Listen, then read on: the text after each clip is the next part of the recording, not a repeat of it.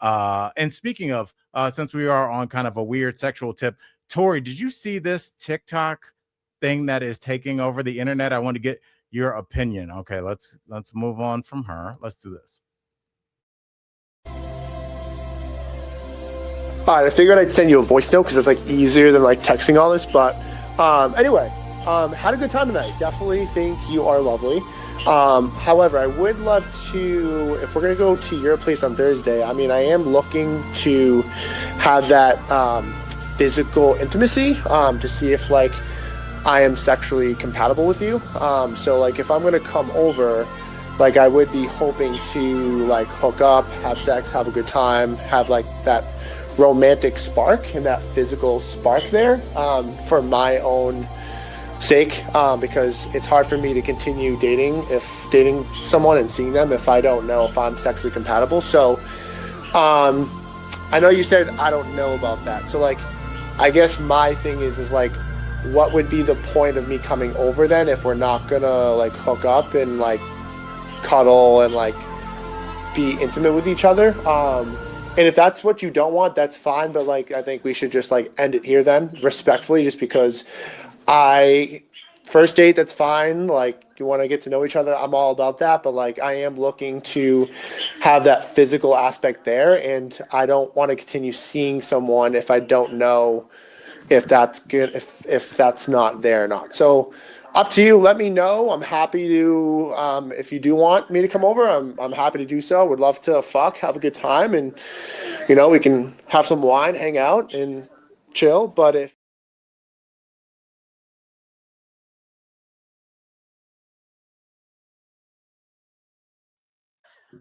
Tori, God. obviously, believe it or not, that has the internet split. I was going to say, some people are going to think this is a good thing. I know it. Well, what do you say to the people that say, hey, he's being direct and to the point, and you know, women, human beings say they want transparency, and this was very transparent about why I would be coming over and what I would be expecting. So what are your thoughts? First of all, Brandon said this voicemail is longer than he would last. It was long. Yeah, and there was quite a finish at the end, Brandon. I wasn't expecting that. No, and then the wine and this whole spiel and stuff. Okay. There is something to be said about transparency and being honesty is key, and also being very direct. Like, you know, when I was on a dating app, someone would say, hey, I'm really looking for a physical Black people connection. meet, you can say it. It's called Black People Meet. And they'd say, I really want to I'm very physical. And so if you're not into that, like, don't match with me, which saves you some time and a lot of like awkward conversation. So if I were his defense attorney in this social law case, I would say he was doing the nicest thing to her by letting her know his intentions, respectfully giving her the options, laying it out on the table, and it was her choice to make. She could make either choice. But if I were the prosecutor, I would have been like, this is insanity. And a little bit sexually, like, I don't want to say like SA, but like very aggressive in a way that would make anybody uncomfortable. This was after one date, y'all. This was one date. So people are saying, yuck, wowzers, maybe not, whatever. Honesty is the best policy, ? I'll be direct to the point, and that is a nope, people saying. Right. And people will say like he gave her the opportunity to say nope. He did. And he said respectfully. Tori, when I heard this, you know, my first thought was this is the result of a society that's been dealing with an app culture, homie. Because there used to be a thing where it's like, there's this girl, Tori, at work. She's got these blue frames. I don't know what it is. I'm just so scared. I'm gonna ask her out. And there would be the dance.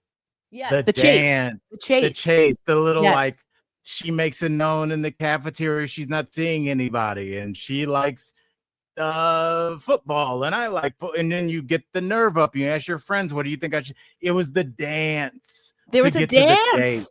There was a dance. And I know that can be considered very prehistoric and old school, and I totally get it. But this is what happens when a culture has become so cynical with dating, so cynical with 3 expensive dinner dates and then ghosted, that they are just like, do you want to smash or what? I need an answer. I'm on the clock, bro. Okay. I'm set to silent, but I'll still get the message. Click, the timer is on. I do want to say this. It's not only that, it's lazy. Like, what happened to courting? What happened to wooing? What happened to like showing just a tiny bit of effort? Like just meeting at a cafe, getting to know each other. This is like, let's skip to the just having sex, moving on and cuddling, and then I'm out. Like, wham, bam, thank you, ma'am. Like, what happened to the culture of courting and courtship? I think that makes let me push back beautiful I can only push back for the men on this. Okay. My pushback will be that there are guys that are, I know them, guys that love the courting process. They love it. They love it. There are a lot, I can only speak for really men of color, that roll around listening to R&B, like on blast in their car. Like I had homies like that, guys that were like into romance and like, hey, take care of the lady on a date. And I think some of those guys got burned because they went on dates with people that were trying to get a free meal. I think it's its own genre of Tinder. And that is the risk you run with a total blind date, not even a blind date. Like my girl Tori hooked me up with this girl that she thinks I like, because at least there's a connection there.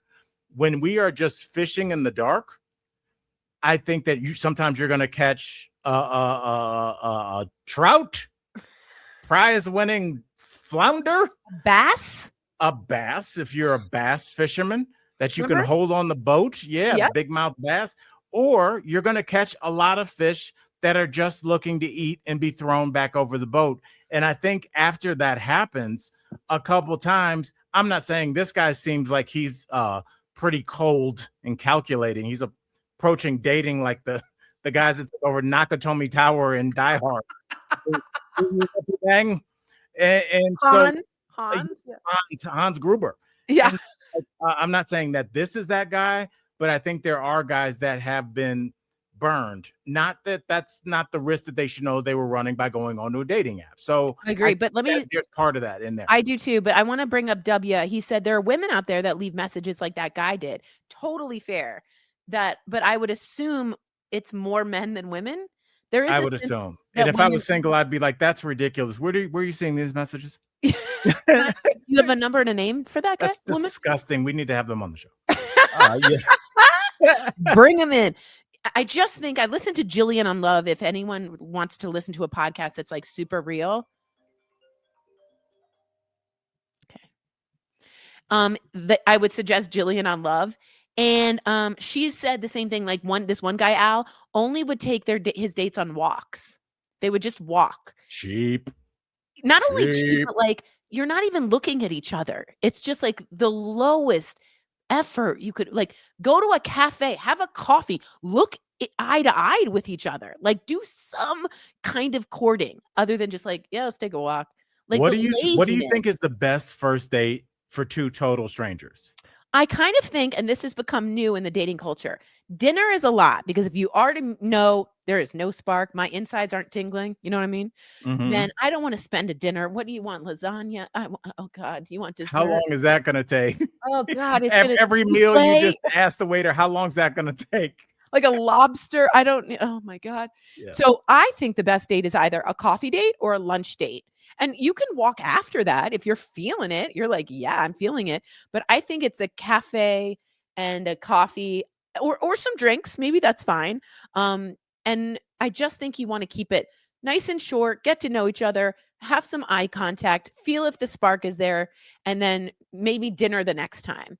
Hanging out at a museum, Renee Brown says, something where you guys are making a little bit of effort to do, even axe throwing. I don't know if that was a good one, but like mini golf, things where you're like. Mini golf takes a long time. And my only issue with the coffee date, and here comes Old Man River, and I'm a champion of courting.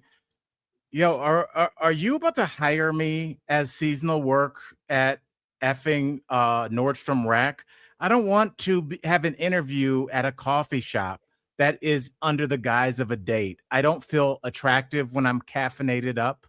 I don't get hot and horny when I'm in a coffee shop. You're not supposed to be hot and horny. You're learning about each other. Tori, when you go to a sexy little bar, I'm not talking about they have double dildos hanging on the wall, but it's like red lighting Yeah, you can do that. There's some adults in there. Everybody's chilling. There's that hush tone.